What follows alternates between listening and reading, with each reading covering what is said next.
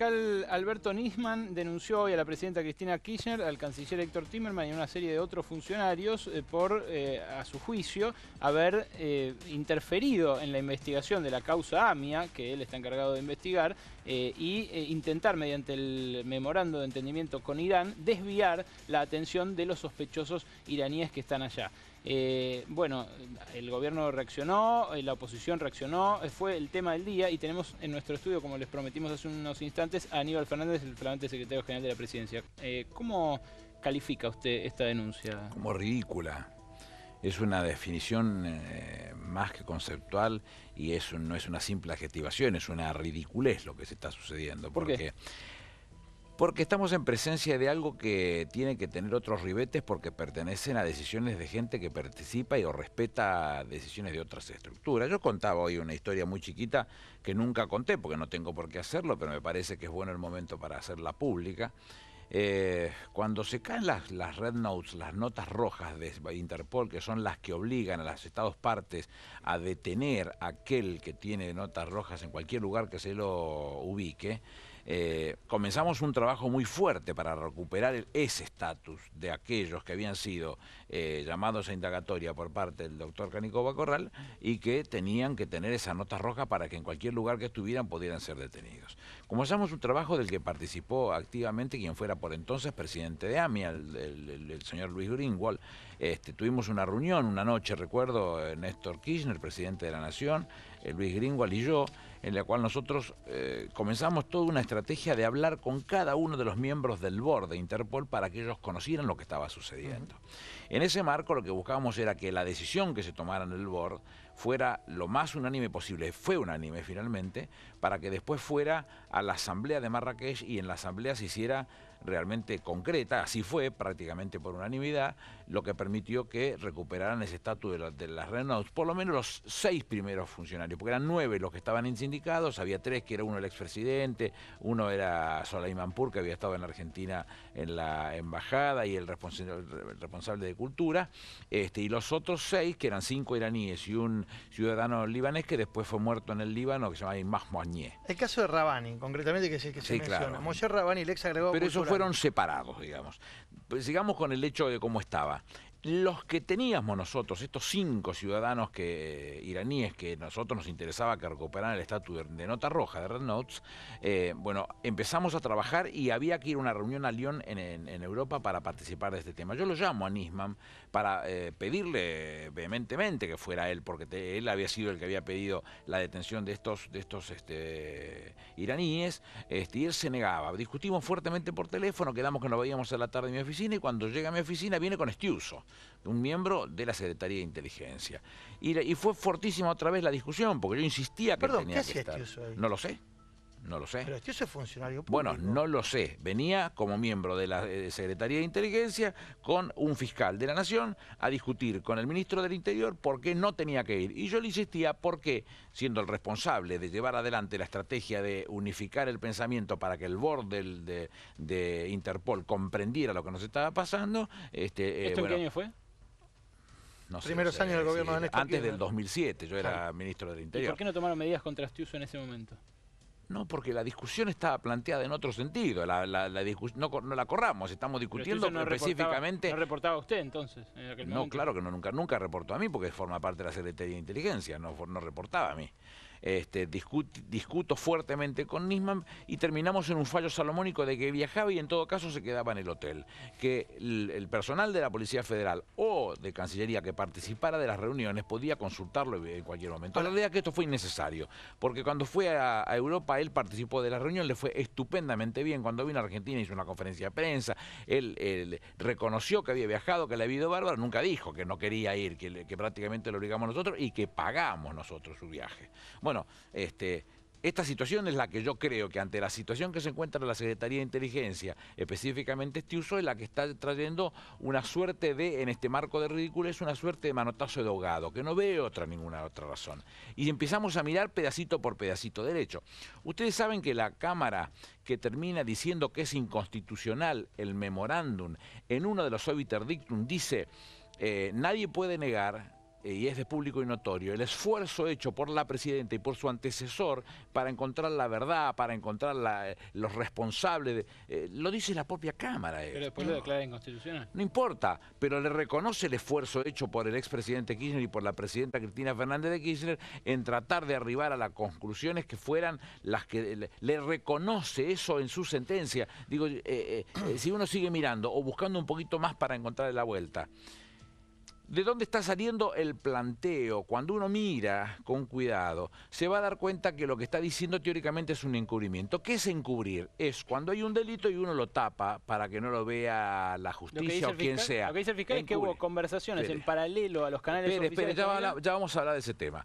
Eso es encubrir, tapar un delito. ¿Qué delito estamos hablando? Si ninguno de los iraníes fue indagado, claro. ¿Cómo vamos a hablar de un delito si no hay el delito? Segundo paso, si no fueron indagados, si no tenemos el delito, ¿cómo se puede hablar específicamente de que ha habido un encubrimiento? No lo puede haber. Vamos a un tercer punto. En la figura del derecho penal, artículo 44, figura lo que se conoce como el delito imposible. Un homicida que le pega un tiro a un muerto no lo mata al muerto, no produce un delito porque estaba muerto. Digo, en este caso, no puede haber un delito de esa característica porque juegan los intereses de la República. La presidenta tiene derecho a firmar un convenio como representante política de un Estado soberano con otro Estado soberano, artículo 99, inciso 11 de la Constitución, pero después tiene que pasar por el Congreso, artículo 75, inciso 22, para que el Congreso, senadores y diputados, voten y aprueben si están de acuerdo con ese memorándum de entendimiento. ¿Por qué no nos llamó indagatoria a los senadores? Porque yo en aquel momento lo era en representación de la provincia de Buenos Aires, a los senadores y diputados que autorizamos que se hiciera esa Aníbal, situación. No hay dudas de que el derecho lo tenía la presidenta y después lo tuvo Pero además en el peor de los términos, yendo al punto que vos recién hablabas respecto de lo que él pueda decir de los delitos, ¿con quién investigó a la presidenta de la Nación? Si la ley de la 25.520, la ley de inteligencia lo impide.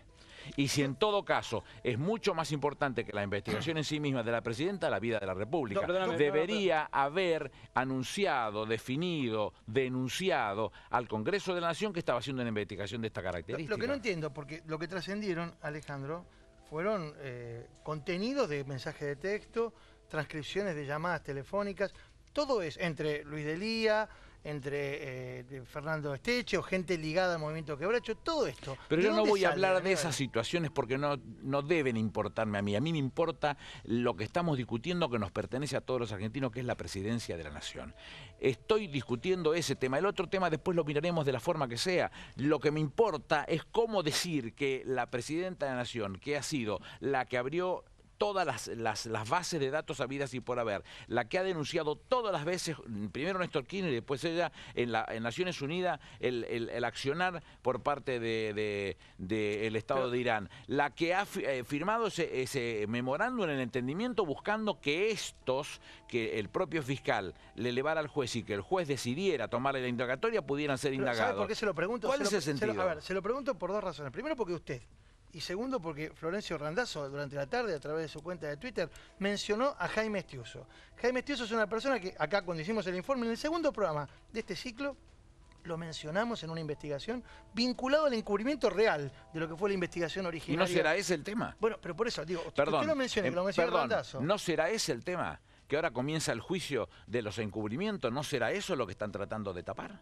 Porque yo lo que estoy contando, lo puedo contar porque como soy... Si tengo alguna virtud en esta vida es mi discreción, me lo he guardado para mí. Lo sabía el presidente Kirchner, pero ahí se agotó la charla que yo tenía. Pero hoy lo tengo que contar para explicar a quién respondía el fiscal Nisman, porque para frenarme a mí en la insistencia de que viajara a Lyon para discutir la instalación de las Red Notes, buscó a Jaime Estiuso para venir a hablar conmigo. Y fue tanta la insistencia mía que le vuelvo a insistir, llegamos a un fallo salomónico que después no se cumplió porque él realmente después se presentó en Lyon a la discusión y le fue estupendamente bien. Digo, pero la discusión tuvo que traer a alguien de inteligencia para que me explicara a mí que no era conveniente que viajara. Me cansé de explicarle que era recontra conveniente. La explicación, y vuelvo a insistir, Néstor está muerto, pero Luis Greenwald no, gracias a Dios, y que es un señor. Él puede dar testimonio de cuando nosotros le contamos cómo iba a ser la estrategia para convencer al board, responsable por responsable, y después cómo se fue a Marrakech para resolver y conquistar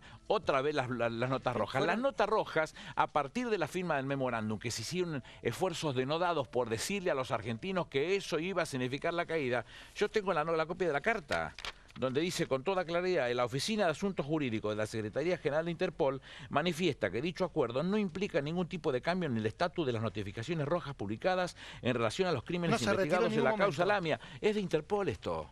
Es la fotocopia de la carta de Interpol. Nunca. Con lo cual lo que hemos hecho nosotros es acercar una posición a través de un memorándum de entendimiento. Si el memorándum de entendimiento no prosperara, como no prospera en este momento, porque al estar la medida cautelar no puede avanzarse las presentaciones a la contraparte, no producía ningún efecto. ¿Y qué efecto podía producir? Y el que nosotros buscábamos, que pudiera el magistrado en todo caso indagar a los 5, que no los podía indagar de ninguna otra manera. Aníbal, en este tiempo hubo kilómetros de viajes, horas de vuelo, horas de conversaciones, negociaciones, sesiones en el Congreso extensísimas donde se generaron polémicas. Voy a usar su lenguaje habitual. ¿No fue un poco al cohete todo lo del acuerdo con Irán, si no lo ratificó Irán? Yo te hago una pregunta. ¿Y no avanzó nada la investigación? Según los dichos de Irán está ratificado. Lo que nosotros no votó su parlamento. No, según los dichos de Irán está ratificado. Según los dichos de Irán está ratificado. ¿Qué es lo que no se ha hecho? Y si hay una medida cautelar, no puede ir el canciller y presentar la parte argentina ratificada para perfeccionar el convenio, porque se lo impide la medida cautelar. Pero hace 2 años que se votó, que se firmó. Pero vuelvo a en insistir en el Egipto. particular. ¿Cuándo se declaró inconstitucional? Y hace muy poquito tiempo después que se sancionó. La realidad es que en un sinsentido que se pueda pretender hablar de inconstitucionalidad de una decisión del Poder Ejecutivo ajustada a derecho por la condición de operativa de la Constitución de la Nación y aprobado por el Parlamento. Es un despropósito, pero no importa. Esperemos esa conclusión. En el mientras tanto no puede hacer otra cosa que esperarlo. Pero la realidad es que estamos como estábamos antes, porque peor no vamos a estar nunca.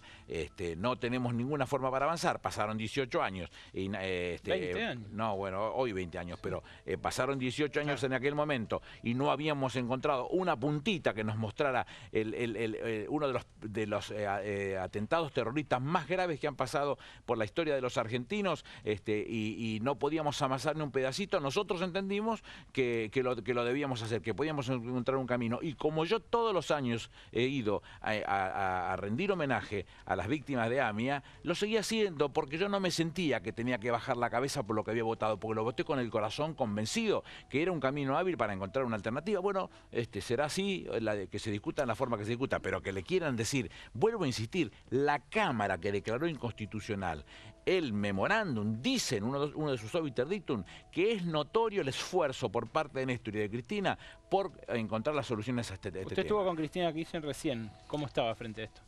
No, ni hablamos de este tema, ¿no? Era la reunión no tuvo nada que ver. No, era un tema de soluciones de problemas del vino en San Juan y Mendoza, ¿no? Temas específicos de producción. No, para nada, no. Esto, lo que usted decía de la CIDE y de Estiuso y de todas las complicidades potenciales que puede haber en la Fuerza de Seguridad y de Inteligencia, es algo que señala siempre Laura Ginsberg, por ejemplo, de APEMIA, que dice que no está del todo abierta la información de los organismos de inteligencia de lo que pasó en aquel momento. ¿Usted cree que pueden haber ocultado algo? Todo lo que se le pidió a Néstor que abriera, lo abrió todo. Todas las bases de datos que se le pidieron que abrieran en función de inteligencia, la abrieron todo. Él le digo más. Díganme cuál es la que no está abierta, y yo no tengo duda que la presidenta de la Nación la va a querer.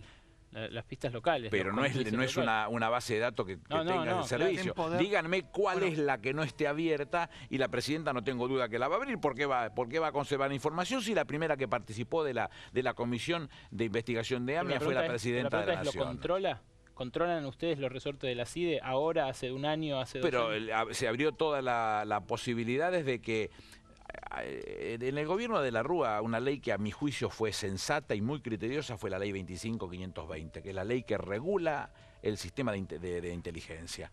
En esa ley dice claramente que para que el funcionario pueda declarar, o el exfuncionario de una Secretaría de Inteligencia pueda declarar, tiene que tener la autorización del presidente de la Nación. Todos tienen autorización para declarar, con lo cual todos que formen parte de la causa en el encubrimiento van a tener que declarar y dar las explicaciones del caso, con lo cual no ha habido nada que se frenara o que no se buscara con mucho criterio una posibilidad cierta de investigación para que pudiera ser la justicia la que aclarara estos temas. ¿Qué es lo que le pueden decir seguir a la presidenta de la Nación. ¿Y con qué la investigaron? ¿Con fuerzas de seguridad que eran sus subordinados? ¿Le avisaron al Congreso en algún momento? Si dicen que le están investigando a La Roca, que es un diputado de la Nación, ¿le avisaron al Poder Ejecutivo en algún momento? ¿Con qué derecho hicieron esa investigación? Pero por eso la pregunta que yo le hacía relacionado con el vínculo que ustedes deslizan puede tener este uso detrás de esta maniobra y la reciente decisión de alguna forma distanciarlo del cargo estratégico que tenía. En ese marco, lo dijo Randazzo, ¿no? No, lo digo yo. En ese marco, mi preocupación es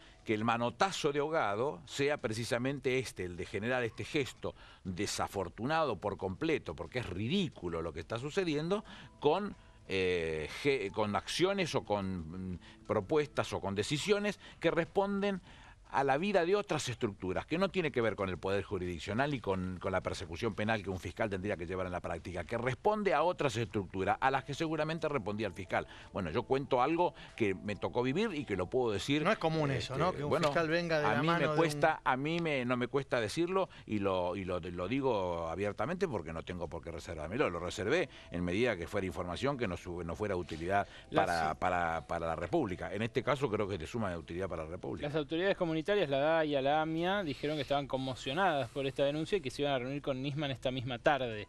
No descartaron de plano que haya habido un intento de encubrir mediante el acuerdo con Irán, el memorándum con Irán. ¿Usted? Nada, yo no puedo creer eso de las autoridades ni de AMIA ni de DAIA. Que se reúnan con quien quiera, los conozco de haber trabajado tanto tiempo con ellos y con muchos de ellos tengo amistades personales. Yo no tengo duda que eso no lo pueden comprar. Yo no tengo duda, porque también tienen que saber de ellos que dentro del marco del análisis de la causa que se viene en cuanto a las asociaciones o las formas de participación que puede haber habido en las causas conexas a lo que sucedió con el atentado propiamente dicho, puede haber gente de la Secretaría de Inteligencia. Bueno, ellos deben saber entonces a quién respondía el fiscal, porque para tratar de convencerme a mí trajo a uno de los hombres fuertes de la Secretaría de Inteligencia, que no me convenció porque le insistí hasta el cansancio que tenía que estar presente por la necesidad de recuperar las notas rojas, que como verán siguen estando vigentes. Es un manotazo de ahogado, dijo recién usted. Sí, claro. ¿De quién?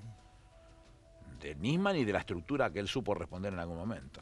¿Y esa estructura usted considera que está tratando de generar algún clima, alguna circunstancia? No sé, yo lo que tengo que ver la ridiculeza a que somete a los argentinos el fiscal. Solo le encuentro explicaciones cuando uno analiza a la luz de formar parte o tener relación o trabajar o estar concatenado con la vida de otras estructuras, como es el caso de la Secretaría de Inteligencia. Yo lo tengo que decir como es. ¿Y usted lo vincula a la especie de guerra que hay entre fiscales alineados con el oficialismo y con la oposición? No tiene nada que ver. Primero que yo no acepto que haya ninguna guerra. Puede haber discusiones con alguien que no estoy de acuerdo con las decisiones. No tengo por qué decir amén a cualquier cosa que se le ocurra. La Procuradora General de la Nación es la que tiene la responsabilidad de hacer esos nombramientos y los fiscales tienen varios años en ese trabajo, con lo cual estoy convencido que lo puede hacer, que no está haciendo cosas que no estén dentro del marco de sus responsabilidades. Bueno, veremos ante las presentaciones. La verdad que las presentaciones dejan mucho que desear. Yo lo he planteado en Twitter y lo he escrito el fin de semana diciéndole a alguien en su sano juicio, díganme qué legitimación tienen para poder hacerlo eso. Y fíjense la paradoja, yo decía, mire, menos mal que hoy preside la Asociación de Magistrados el doctor Recondo. Y si estaba el doctor Cabral, que está subrogando en la casación, habiendo sido designado para un juzgado... ¿Qué hubieran dicho?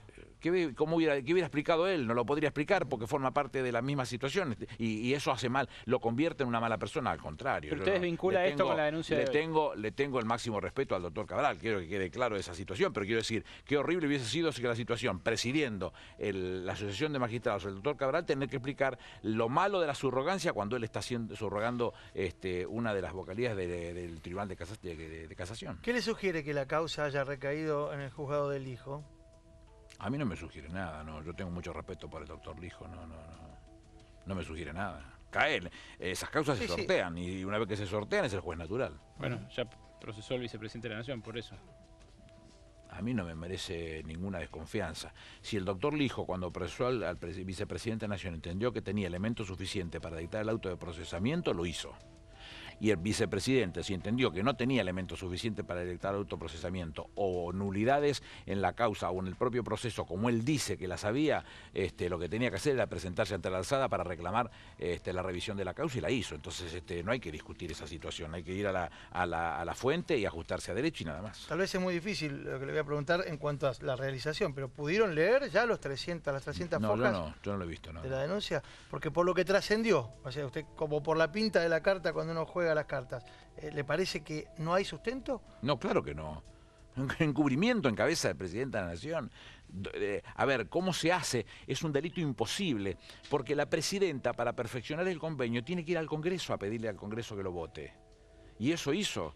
Ella puede firmarlo, sí, claro, lo puede firmar. Y si el Congreso dice que no, ahí se cae, se moría el convenio, no existía más. O sea, habría que haber... Con lo cual, el complotado. Congreso fue. Entonces, ¿por qué no nos citaron a indagatoria a todos, inclusive a mí? Porque hoy no estoy formando parte del Senado de la Nación, pero formé parte del Senado de la Nación y fue uno de los que voté en forma positiva. ¿Por qué no nos citaron a todos los diputados y a todos los senadores, que además son votos nominales, los que decidimos votar en forma afirmativa y darle valor a esa carta de entendimiento? No tiene ningún sentido, es un despropósito. El deber de constitucionalidad también rige en la Argentina y podría haberse actuado en esta situación. Quizás esos delitos sean más difíciles de probar, pero en el medio, como le decía Mauro, hay mensajes de texto de Luis Delía desde la Casa Pero no hablo Rosada. de ninguno yo no voy a hablar de nadie, voy a hablar solamente de la presidenta de la Nación. Díganme ¿qué elemento pueden decir para que le digan que la presidenta puede estar encubriendo o la impunidad de alguien cuando ha sido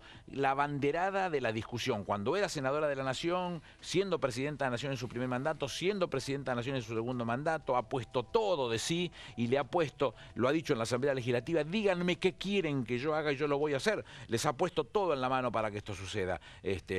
Nos atormenta a todos los argentinos. Claro que seguramente una parte de la colectividad judía, pero a todos los argentinos nos atormenta porque un atentado contra la Argentina. En América solo dos, las Torres Gemelas y la Embajada de Israel y AMIA. Pero insisto solo dos. Y digo, en ese caso no ha habido gestos, acciones, propuestas, empuje, decisión por parte de la presidencia, no ha habido, de la presidenta no ha habido nada que se pueda cuestionar en este sentido. Lo dice, vuelvo a repetir, la propia, uno de los obiter dictum de la propia sentencia de la Cámara donde lo declara inconstitucional al memorándum de entendimiento. Reformular esto. Hay un dirigente del oficialismo muy reconocido como Luis Delía que expresa sin pero ambajes... no voy a hablar de ninguno de ellos porque en ese caso estamos mezclando la Hacienda. Yo vuelvo a insistir, mi discusión como secretario general de la presidencia, y no es que me le saque el lazo con la pata, otro día hablemos de esto.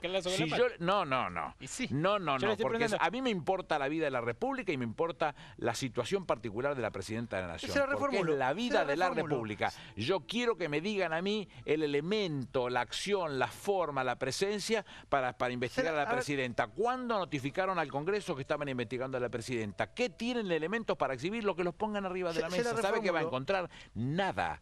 Porque no necesitamos que nos lo digan. No necesito leer el dictamen. No dudo que no va a poder encontrar nada. ¿Sabe por qué? Porque no hay nada. Porque no ha habido nada más potente que la vocación de la presidenta para resolver esta situación. ¿Qué pasa si Nisman no hubiese... Es contrafáctico, pero es lo mismo preguntado al revés o reformulado. ¿Qué pasa si Nisman no lo hubiese incluido a la presidenta en la denuncia y hubiese apuntado contra gestiones oficiosas? Es otra discusión, porque son señores particulares que en su vida pueden decir y hacer lo que se les antoja y pueden decir... Estaban accediendo a información de un memorándum que se estaba por firmar y le estaba avisando a otro país. Pueden decir de su vida lo que se le antoja. El memorándum es un memorándum que se hizo público una vez que entró al Congreso de la Nación. Claro. No era un memorándum privado, era un memorándum público. Pero si hubo una negociación paralela en manos de Luis Delía en vez de la mano de Cancillería, no me consta es algo que la justicia podría... No me consta, pero en todo caso, vuelvo a insistir, son particulares que tienen vida propia y que tendrán que responder en todo caso por las acciones que llevaron a la práctica en sus personas, pero no es eso lo que yo defiendo. Y tampoco defiendo a la presidenta porque es suficientemente grande para defenderse sola. Lo que digo es, sí hay una discusión respecto a la vida de la República que uno es necesario que la aclare, porque este bochorno, esta ridiculez a la que nos somete el fiscal Nisman, siendo un hombre que respondía a las estructuras de la Secretaría de Inteligencia, hay que ponerlas arriba de la mesa. Y los familiares y los titulares de Daya y AMIA y los que fueron titulares de Daya y AMIA tienen que saber que estas cosas han pasado. También tenía buena relación con el gobierno, igual que Bonadío. Sí, claro. ¿Quién? Nisman. Y bueno, si tomó una decisión de esta característica, hay que decir las cosas como son. ¿Qué quiere que le diga? ¿Pero no se arrepiente de haber tenido esa buena relación en su ¿Quién? momento? ¿Usted? Yo no me arrepiento de las cosas que hago cuando estoy convencido de que las hago. El que cambió de posición... No creo en estos tipos que dicen no me di cuenta. Yo en la política, yo vivo para la política, entonces pienso cada una de las cosas, siempre con el mejor objetivo. Y el mejor objetivo puede ser que en algún momento deje de ser el mejor objetivo. A lo mejor sea así, pero eso no significa que me tenga que estar arrepintiendo. Pero digo, ¿no piensa en que se apoyó en estructuras que después a la postre terminan siendo con todos los gobiernos así de ingratas? Yo fui ministro del Interior y después ministro de Justicia, Seguridad y Derechos Humanos. Los dos con la seguridad a cargo, 5 años con la seguridad a cargo. No voy a tener trato con la Secretaría de Inteligencia, por Dios.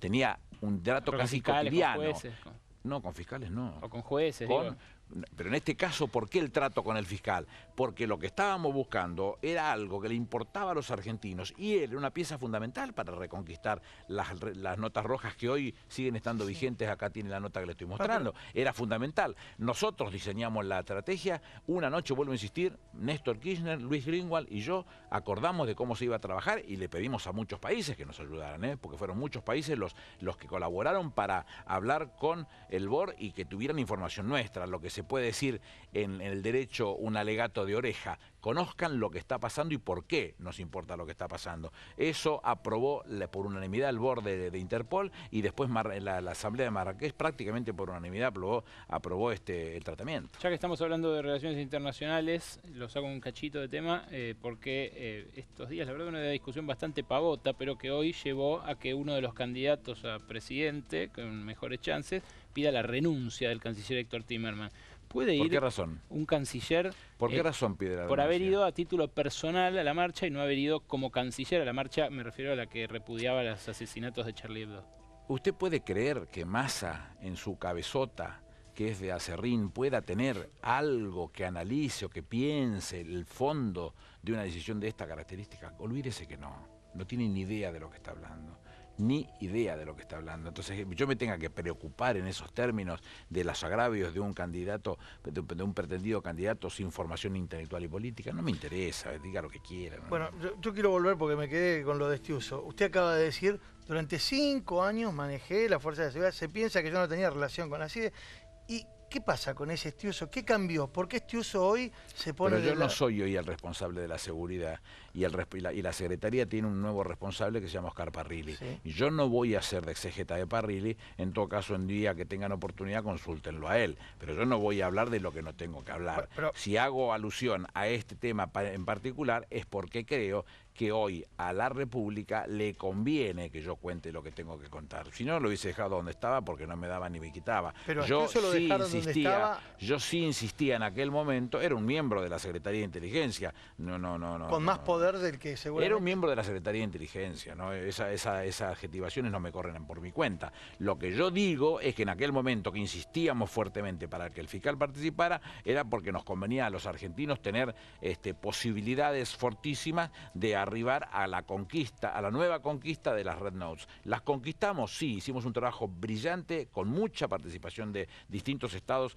que colaboraron como amigos para ayudarnos en esta tarea. Se aprobó por el BOR por unanimidad y después se aprobó en Marrakech. Y logramos tener las 5 notas rojas que hoy las seguimos conservando por haber trabajado fuertemente como lo hicimos. Entonces no me arrepiento de lo que discutí en aquella oportunidad. Más allá del material del que esté hecho la cabeza de Massa, ¿puede ir un canciller a título personal a una marcha y no como canciller? ¿Y por qué no? Y porque tiene una investidura, es el que nos representa en relaciones internacionales. ¿Y qué tiene que ver?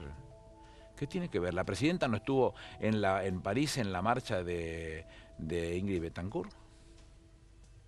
¿Por qué no puede ir? ¿Y no habría sido quizás un buen gesto llevarlo Pero oficialmente? entramos a juzgar entonces la conducta de Timerman, que no estoy dispuesto a hacerlo eso. El canciller puede hacerlo de cualquier manera, porque de lo que se trataba precisamente en esa marcha era de rendirle homenaje, rendirle respeto, hacer sentir el respeto por lo sucedido y cuestionar fuertemente lo que había sucedido, la aplicación, la utilización de la fuerza del terrorismo en perjuicio de personas cristianas tan solo por comportamientos mesiánicos, por comportamientos unidireccionales en el cual no cabe el pensamiento libre de que cada uno pueda ser practicante de una determinada religión o directamente no creer en Dios y vivir su vida como se le antoje. Todos tenemos lugar en el mismo mundo.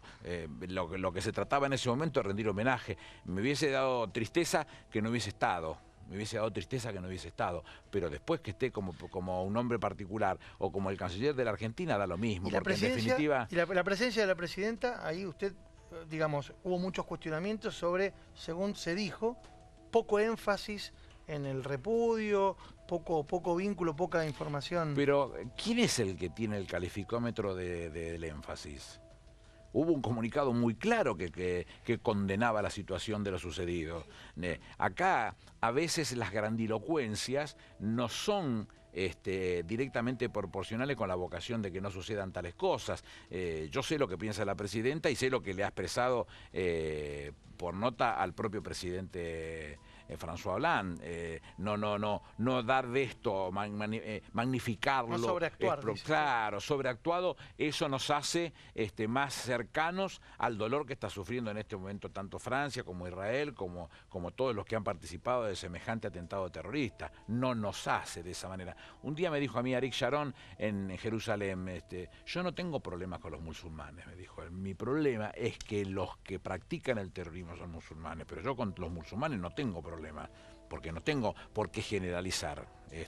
Pareciera que fuera una definición gráfica. Él hablaba de que los que habían tenido acciones concretas en contra de determinado del gobierno o del Estado de Israel habían sido quienes practicaban esa religión, pero no con la masa, porque sería injusto, de injusticia absoluta. Y bueno, yo creo que entendí mucho el mensaje cuando lo explicó y esto sigue sucediendo de la misma manera. ¿Sigue anotado en la carrera presidencial? Sí, claro, ¿por qué no? ¿Y cómo vio cuando uno de sus rivales en esa interna apareció el otro día en el espacio Clarín?